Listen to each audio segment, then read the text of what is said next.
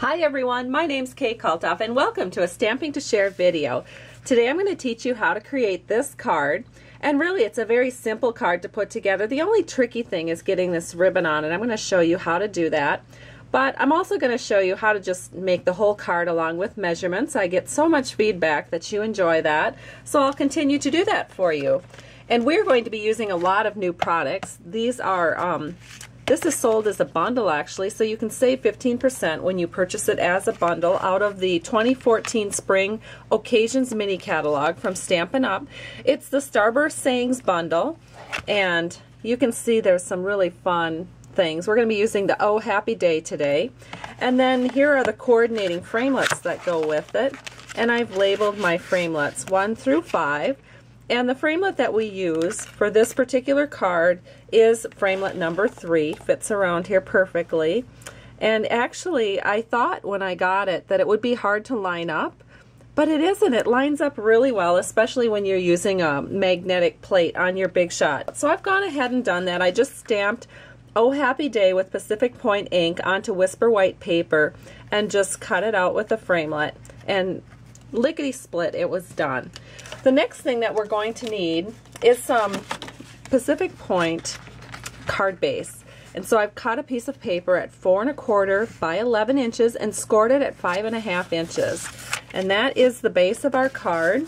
And then we're just going to fold it. I'm going to take a bone folder and make this this stick down a little bit better for us. And then for the inside of the card, we will want a piece of Whisper White paper at 4 inches by 5 1/4. I'm going to put the inside of the card on right now, and I'm just going to use a little bit of snail. And you only need to put snail at the top because there's no reason to put it down so firmly. In fact, I think cards look a little more elegant if there's some flow to them like that. Keep them nice and flowing and loose. The next thing is some Coastal Cabana paper. This is cut at 2 3/4 by 5 1/2, and it's going to go right across the base of our card here. Just a little bit of room to spare down there. And I've already run it through the Big Shot machine using the Arrows embossing folder, which is another new product in our Spring Mini Catalog for 2014. Just love that. It's so trendy right now. The next thing you're going to need is some ribbon, and we have this wonderful 1 1/4 inch Pacific Point striped ribbon that Stampin' Up! Has in the 2014 catalog. And the way I do it is I just go ahead, I think I've cut about 5 inches here, and I'm just going to flip this top piece over.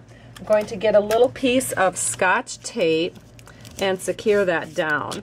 Now, my instinct would be to go ahead and secure the bottom, but if I did that, what happens is when I bring it in like this, the tape kind of tears away and it just doesn't look as nice. So I've discovered that what I need to do is just open it up like this, and then I take about, well, I think I've cut about 1 foot here. You probably don't need that much, but I knew doing a video, I didn't want to mess it up.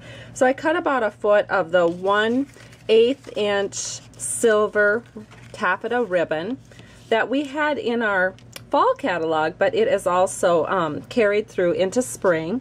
What I do is I flip it up like this, and I just make, just like you're tying your shoes, just tie a little knot right here.